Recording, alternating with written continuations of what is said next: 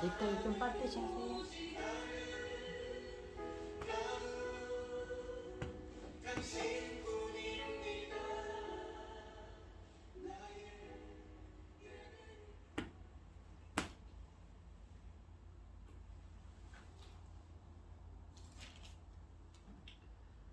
(3월 1일) 주일 예배를 시작하겠습니다. 복 있는 사람은 악인들의 꾀를 따르지 아니하며 죄인들의 길에 서지 아니하며 오만한 자들의 자리에 앉지 아니하고 오직 여호와의 율법을 즐거워하여 그의 율법을 주야로 묵상하는도다. 그는 시냇가에 심은 나무가 철을 따라 열매를 맺으며 그 잎사귀가 마르지 아니함 같으니 그가 하는 모든 일이 다 형통하리로다. 악인들은 그렇지 아니하며 오직 바람에 나는 겨와 같도다. 그러므로 악인들은 심판을 견디지 못하며 죄인들이 의인들의 모임에 들지 못하리로다. 무릇 의인들의 길은 여호와께서 인정하시나 악인들의 길은 망하리로다. 아멘. 저희들을 창세전에 택정하시고 여기까지 인도해 주신 주님 감사드립니다. 오늘 예배 가운데 임재하여 주시고 이 예배가 신령과 진정으로 드려지는 예배가 되게 하여 주시옵소서. 이 모든 말씀 거룩하신 예수님의 이름으로 기도드립니다. 아멘. 찬송가 28장입니다.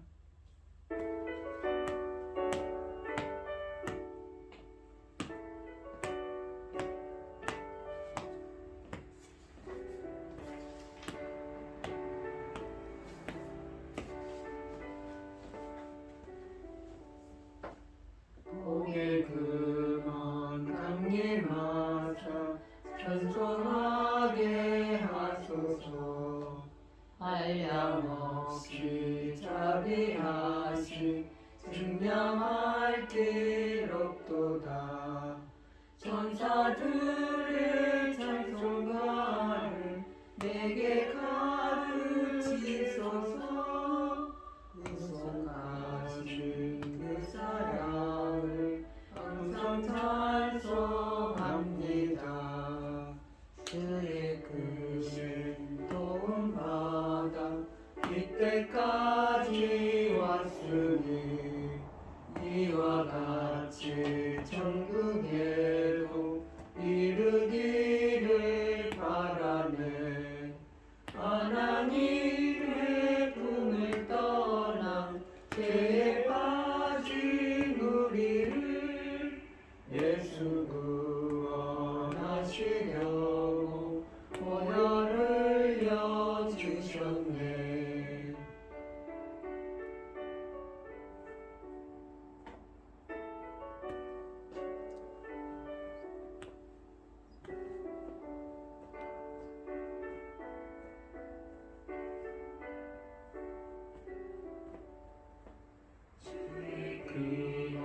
은혜 받고 일생 빚진 자들네.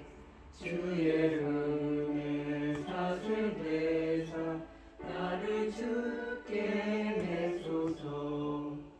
우리 마음은 연약하여 범죄하기 쉬우니 하나님이 받으시고 천국인을 지소서.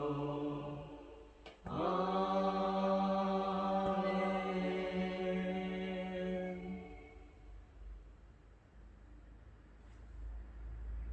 사도신경 말씀으로 신앙 고백하시겠습니다. 전능한 자 천지를 만드신 하나님 아버지를 내가 믿사오며 그 외아들 우리 주 예수 그리스도를 믿사오니 이는 성령으로 잉태하사 동정녀 마리아에게 나시고 본디오 빌라도에게 고난을 받으사 십자가에 못 박혀 죽으시고 장사한 지 사흘 만에 죽은 자 가운데서 다시 살아나시며 하늘에 오르사 전능하신 하나님 우편에 앉아 계시다가 저리로서 산자와 죽은 자를 심판하러 오시리라. 성령을 믿사오며 거룩한 공예와 성도가 서로 교통하는 것과 죄를 사하여 주시는 것과 몸이 다시 사는 것과 영원히 사는 것을 믿사옵나이다. 아멘. 교동문 24번입니다. 하나님은 우리의 피난처시요 힘이시니 환난 중에 맨날 큰 도움이시지. 그러므로 땅이 변하든지 산이 흔들려 바다 가운데에 빠지든지 바닷물이 솟아나고 뛰놀든지 그것이 넘침으로 산이 흔들리더라도 우리는 두려워하지 아니하리로다. 한 시내가 있어 나뉘어 흘러 하나님의 성 곧 지존하신 이의 성소를 기쁘게 하도다. 하나님이 그 성중에 계심에 성이 흔들리지 아니할 것이라. 새벽에 하나님이 도우시리로다. 그가 땅끝까지 전쟁을 쉬게 하심이요 활을 꺾고 창을 끊으며 수레를 불사르시는도다. 이르시기를 너희는 가만히 있어 내가 하나님 됨을 알지어다. 내가 문나라 중에서 높임을 받으리라. 내가 세계 중에서 높임을 받으리라 하시도다. 만군의 여호와께서 우리와 함께 하시니 야곱의 하나님은 우리의 피난처시로다. 아멘. 찬송가 94장입니다.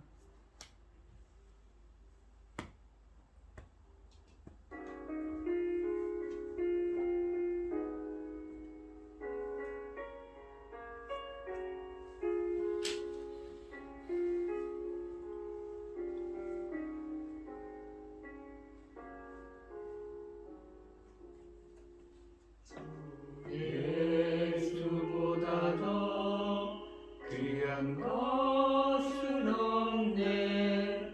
이 세상 두기와 바꿀 수 없네. 영주 내 대신 떠나가시 그 놀라운 사랑 잊지 못해. 세상 즐거움 다 버리고 세상 자랑 다 버렸네. 주 예수보다 더 귀한 것은 없네. 예수 밖에는 없네.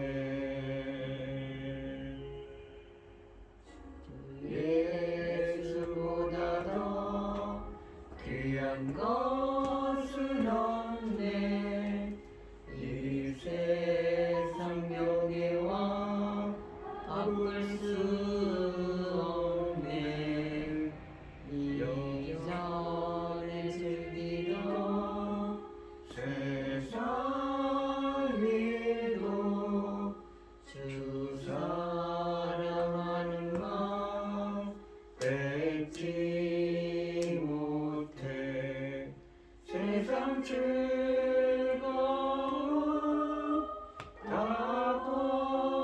버리고 세상 자랑 다 버렸네. 주 예수보다 더 귀한 것은 없네. 예수 밖에는 없네.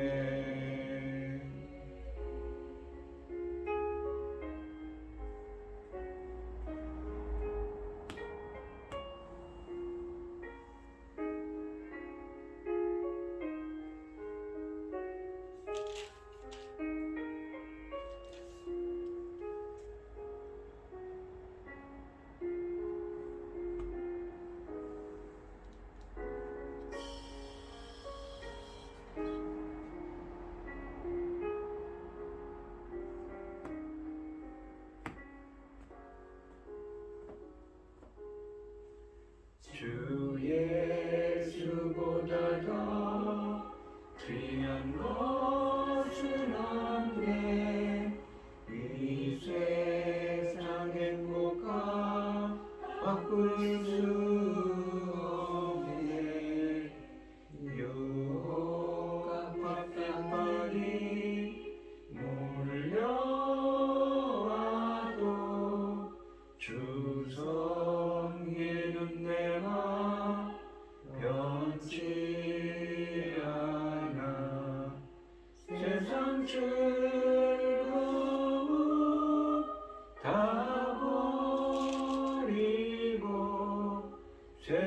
사랑 다 버렸네.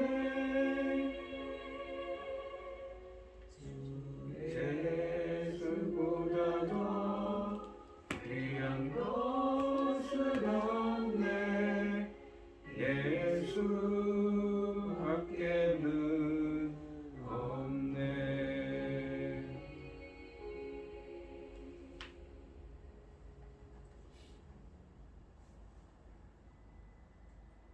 기도하겠습니다.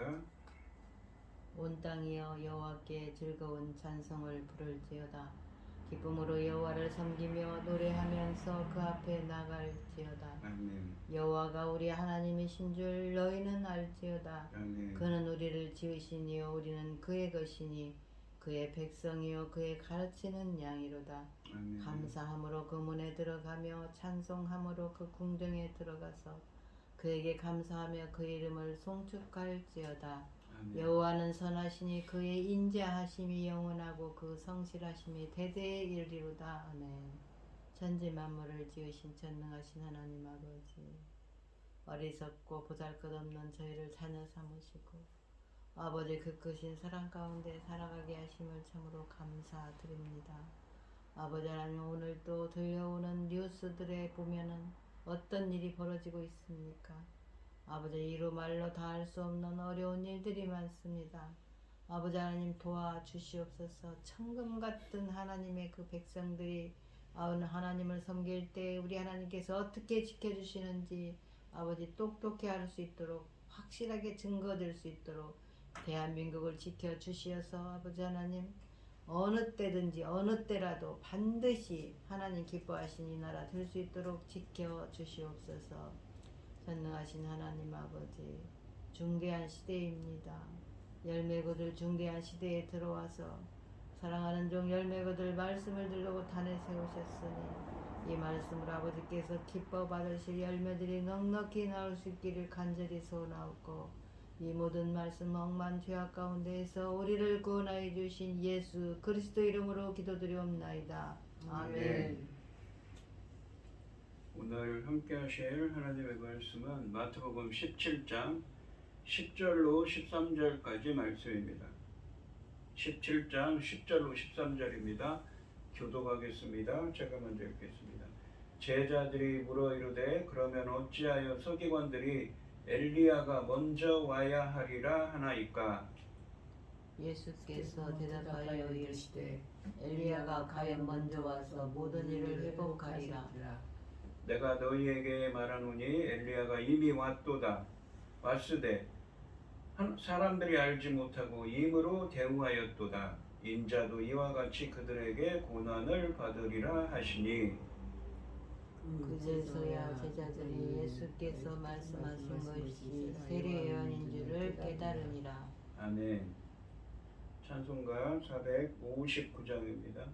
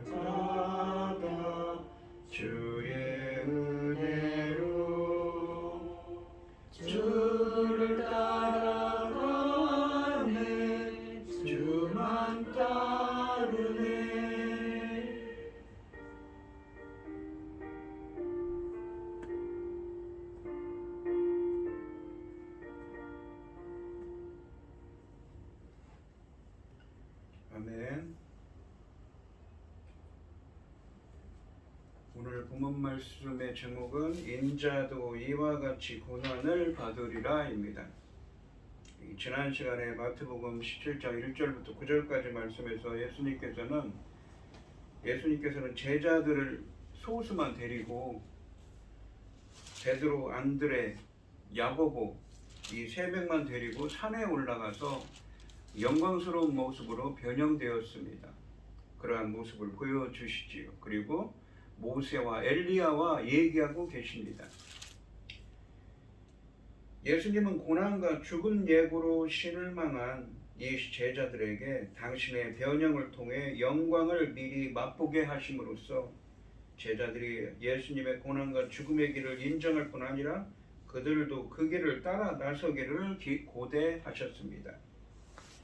오늘 본문 말씀인 10절부터 13절까지 말씀에서는 제자들은 산을 내려오면서 조금 전에 본 엘리야와 변형된 하나님의 아들을 떠올리면서 이 엘리야가 메시아보다 먼저 와야 한다는 말씀에 대해 예수님께 질문합니다.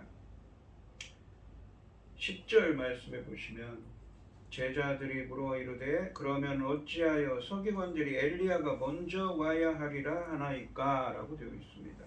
여기서 서기관들은 유대인들 중에 율법을 전문적으로 연구하고 교육하는 율법 선생들입니다.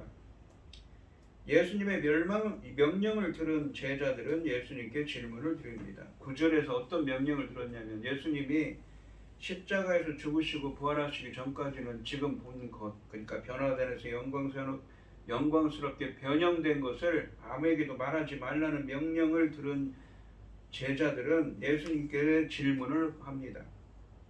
그러면 어찌하여 서기관들이 엘리야가 먼저 와야 하리라 하나이까? 라고 말합니다. 여기서 그러면은 바로 앞에 9절에 예수님의 명령보다는 이 변형 장면 전체인 1절부터 9절까지 말씀과 연결되는 것입니다. 그리고 뭐뭐 해야 한다라는 이 번역된 이 헬라어 데이는 신적인 의지를 표현한 것인데 이 엘리야가 먼저 와야 한다는 말은 구약성경 맨 마지막에 있는 말라기서 4장 5절과 6절 말씀의 예언을 요약한 것입니다. 이 말라기 4장 5절과 6절에 보시면 보라 여호와의 크고 두려운 날이 이르기 전에 내가 선지자 엘리야를 너희에게 보내리니 선지자 엘리야는 죽지 않고 하늘 위로 올라간 사람이지요. 그런데 그를 다시 보내겠다고 하십니다. 그가 아버지의 마음을 자녀에게로 돌이키게 하고 자녀들의 마음을 그들의 아버지에게로 돌이키게 하리라. 돌이키지 아니하면 두렵건대 내가 와서 저주로 그 땅을 칠까 하노라 하시니라 라고 말씀하십니다. 이 제자들은 엘리야가 먼저 와야 한다는 이 기대가 과연 옳은 것인지 만일 옳다면 변화선에서 일어난 사건들과 이러한 말씀은 어떻게 연결되어야 하는지에 대해 질문한 것입니다.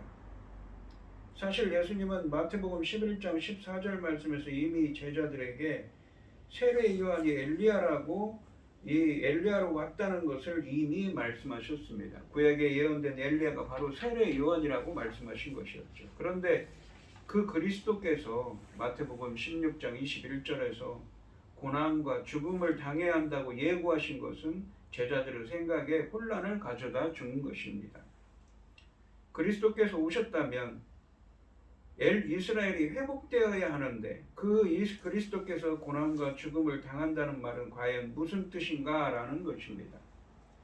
회복된다는 것은 이 말라기서 4장 5절과 6절에 있는 말씀이지요. 그 어떤 회복을 그들은 소원했습니까? 원래 유대인들은 이 당시에 로마 치하에 있었는데 메시아가 와서 다윗 같은 메시아가 와서 자신들을 그 로마 치하에서 구원해 주실 거라고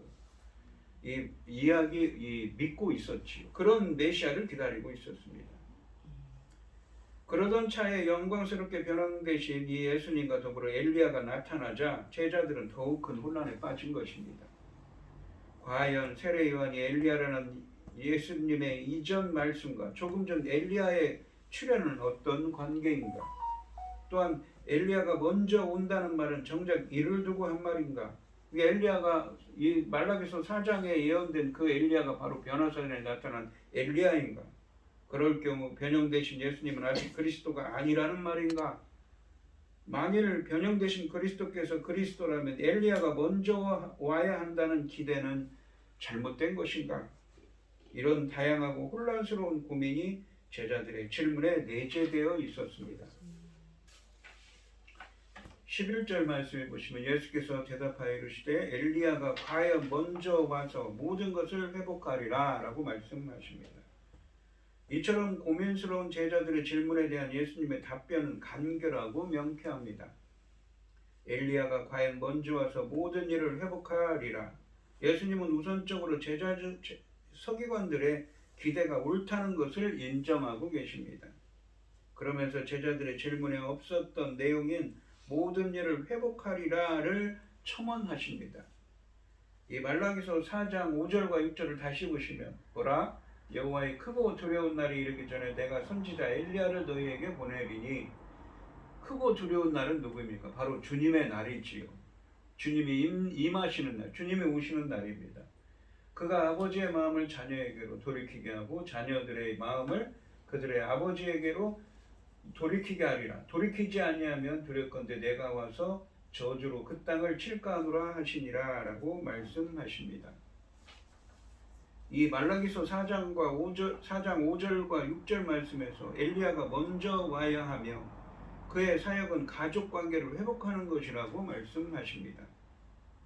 그런데 이 말라기서 4장 6절에서는 엘리야가 와서 아버지의 마음을 자녀에게로 돌이키게 하고 자녀의 마음을 그들의 아버지에게로 돌이키게 하여 회복하는 것으로 기록하고 있는데 반해서 오늘 본문 말씀인 17장 11절에서는 회복의 대상을 가족이 아니라 모든 것으로 확장하고 계십니다.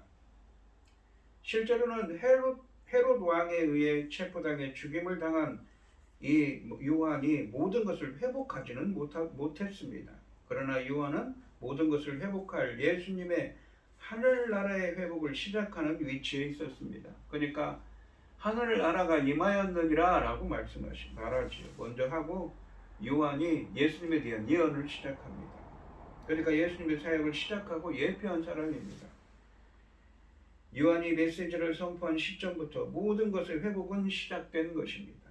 즉 모든 것의 회복은 재림 때의 회복이 아니라 회개와 갱신, 즉 회복을 위한 준비 사역을 의미하는 것입니다. 일단 예수님께서는 엘리야가 와서 자신을 이 예비하는 사역을 완수할 것이라는 말라기의 예언에 대한 서기관들의 이해에 전적으로 동의하는 응답을 하셨지만 이제 이어지는 놀라운 결론에서 예수님께서는 서기관들과 의견을 또한 달리하십니다. 예수님은 바로 이어서 12절 말씀에서 서기관들의 기대 자체는 옳지만 그 기대가 여전히 미래인 것은 잘못된 것임을 분명히 밝히고 계십니다. 엘리야가 이미 왔다고 말씀하시지요. 이 12절 말씀해 보시면 내가 너희에게 말하노니 엘리야가 이미 왔으되 사람들이 알지 못하고 임으로 대응하였도다. 인자도 이와 같이 그들에게 고난을 받으리라 하시니 엘리야가 이미 왔다는 것은 누구입니까? 바로 세례 요한을 일컬어서 하시는 말씀입니다. 12절 말씀은 헬라 원문으로는 그러나로 시작합니다. 예수님은 서기관들의 가르침과 대조하고 계신 것입니다. 엘리야가 이미 왔다는 선언은 서기관들의 이해의 문제점을 지적하는 것입니다. 서기관들이 말라기서 4장 5절과 6절 말씀에 대한 해석은 잘했지만 그 성취 시점에 대해서는 실수를 범했다는 것입니다. 마태복음 3장에서 세례 요한의 외모와 선포 내용이 인상적으로 암시되었듯이 엘리야가 세례 요한으로 이미 왔는데도 그들은 그를 알아보지 못했고 오히려 그에게 자신들이 하고 싶은 대로 행했다는 것입니다. 그들의 실수는 세례 요한이 엘리야라는 사실을 인지하지 못한 데 그치지 않습니다. 그들은 엘리야로 온 요한을 자신들이 원하는 대로 비난하고 핍박하고 마침내 죽이기까지 했습니다. 여기서 그들은 문맥상 서기관들을 지칭하지만 실제로는 세례 요한을 투옥하고 죽인 헤롯 안티파스를 포함하여 이러한 처사에 동참하고 기뻐하였을 유대교 지도자들과 또한 이 세대를 포괄적으로 지칭하는 것입니다. 그리고 마태복음에만 나오는 마지막 부분은 예수님 자신의 앞날과 관련된 내용입니다. 인자도 이와 같이 그들에게 고난을 받으리라 라고 말씀하십니다. 이와 같이라는 표현은 예수님의 길을 예비하는 세례 요한과 그리스도 사이에 유사점이 있다는 것을 알려주고 있습니다. 받으리라 라고 번역된 이 헬라어는 무엇 해야 한다라고 번역될 수도 있는 동사인데 10절 말씀에 나오는 무엇 해야 된다로 번역된 헬라어 데이와 마찬가지로 하나님의 계획을 이루기 위한 필연성을 나타내고 있습니다. 그러니까 주님은 이 고난을 받아야 한다는 것이죠. 그것이 필연적인 것이라는 것입니다. 만일 유대교 지도자들과 이 세대가 그리스도의 길을 예비한 요한의 역할을 인지하는 데 실패했다면 예수님을 그리스도로 인지하는 것 역시 실패할 수밖에 없습니다. 그 결과 요한이 그들에게 고난을 당했듯이 이제 예수님도 그들에게 고난을 당할 것입니다. 엘리야가 아합과 이세벨에 의해서 많은 박해를 받았던 것처럼 세례 요한은 헤롯 안티파스와 헤로디아에 의해서 죽임을 당했습니다. 그리고 예수님은 이와 같이 자신도 고난을 받을 것이라고 말씀하고 계십니다. 이는 세례 요한의 운명이 곧 예수님의 운명을 예표한다는 뜻입니다. 이로써 마태복음 16장 21절 말씀에 나오는 고난과 죽음 예고가 재차 확인되고 이 예고는 얼마 후에 22절과 23절 말씀에서 다시 반복될 것입니다. 제자들은 그리스도께서 고난과 죽음을 당해야 한다는 이 필요성을 이제 더는 부인하기 어렵게 되었습니다. 그러니까 주님은 당연히 반드시 고난을 받아야 되고 십자가에 달려야 된다는 것이지요. 그거를 필연적으로 필연성이 있는 이야기라고 이야기하고 있는 것입니다. 13절 말씀해 보시면 그제서야 제자들이 예수께서 말씀하신 것이 세례 요한인 줄을 깨달으니라 라고 되어 있습니다. 마태복음에만 나오는 이 최종 결론은 제자들의 깨달음에 관한 말씀입니다. 그제서야 제자들은 예수님께서 자기들에게 세례 요한이 관하여 말씀하셨다는 것을 깨달았습니다. 본문은 요한이 엘리야라는 사실을 두 번째로 명확히 확인해주고 있습니다. 앞선 예수님의 답변, 그러니까 12절 말씀은 제자들의 다양하고 혼란스러운 궁금증들을 해소해 주었던 것으로 보입니다. 곧 그리스도의 앞서올 엘리야는 변화산에 출현한 엘리야가 아니라 죽은 세례 요한이라는 사실입니다. 사실 예수님은 이미 마태복음 11장 14절에서 세례 요한이 엘리야라고 말씀하신 적이 있었습니다. 그런데 이제서야 제자들이 그 사실을 깨닫고 있는 것입니다. 만일 요한이 엘리야로 왔다면 예수님께서 그리스도라는 사실은 확실합니다.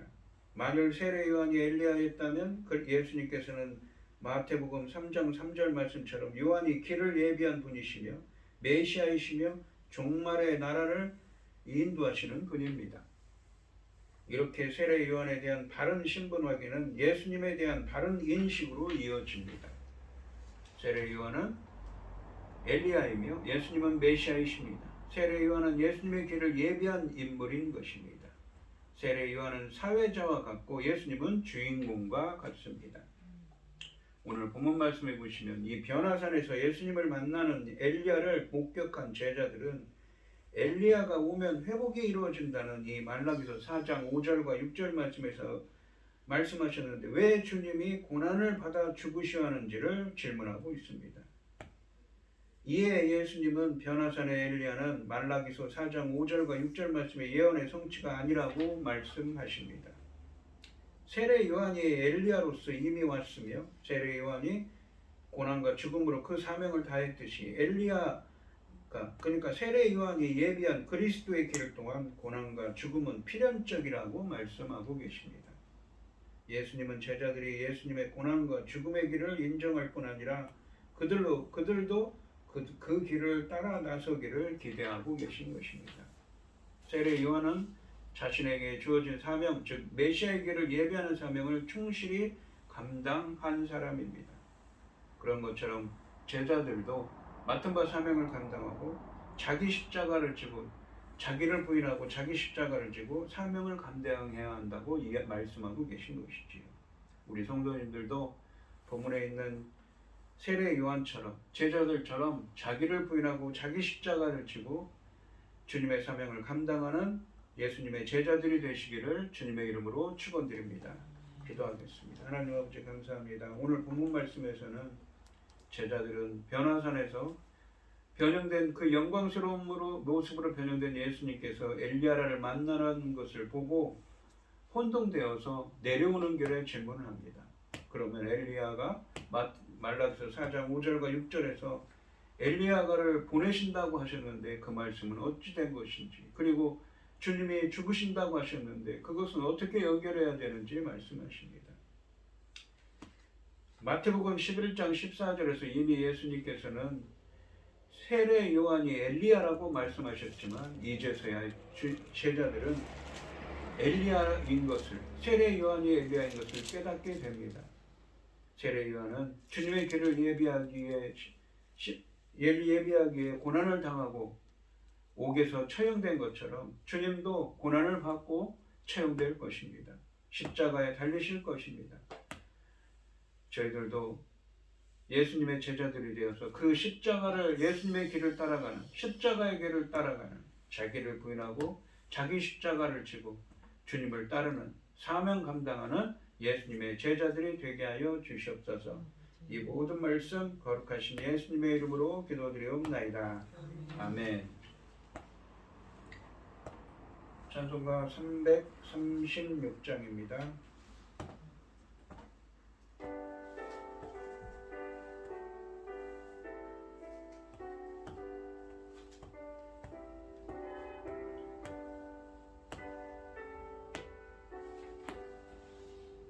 환란과 핍박 중에도 성도는 신앙 지켰네. 이 신앙 생각할 때에 기쁨이 충만하도다. 성도의 신앙 따라서 죽도록 충성하겠네.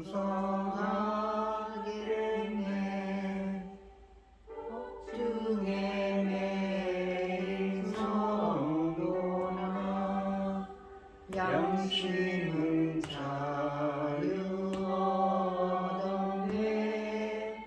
우리도 고난 받으며 죽어도 영광 되도다.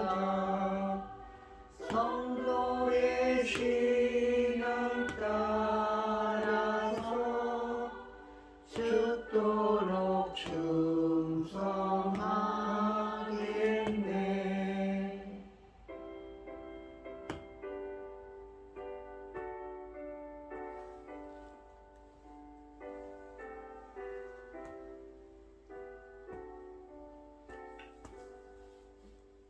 성도의 신앙 본받아 원수도 사랑하겠네. 인자한 언어 행실로 이 신앙 전파하리라. 성도의 신앙 따라서 죽도록 충성하겠네. 아멘.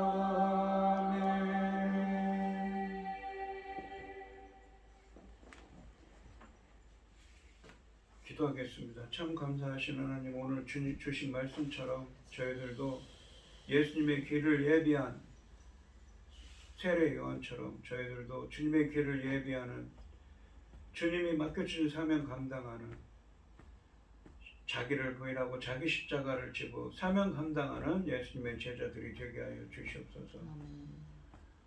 하나님의 은혜에 감사드리며 오늘 이 시간 주님께 귀한 예물을 드리는 손길을 드리겠습니다. 김혜순 권사님, 최병영 집사님, 고현희 집사님 주님께 귀한 예물을 드립니다. 드려지는 손길마다 주님께서 기억하시고 이 간과 기도에 귀 기울여 주시고 응답하여 주셔서 아버지. 주님의 기뻐하시는 뜻을 행할 수 있도록 주님 붙들어 주시고 함께하여 주시옵소서. 아멘. 기뻐받아 흠명하여 주실 줄 믿사오며 이 모든 말씀 거룩하신 예수님의 이름으로 기도드리옵나이다. 아멘. 아멘. 축도하심으로 오늘 예배를 마치겠습니다. 이제는 주 예수 그리스도의 은혜와 아버지 하나님의 극진하신 사랑과 성령의 교통하심이 성도들 머리 위에 이제로부터 영원히 함께 있을지어다. 아멘. 아멘. 은근히 추워. 안 추워. 안 닦습니다. 이거요? 응? 너무 집에 가서 아버지 선생님 못 드려요?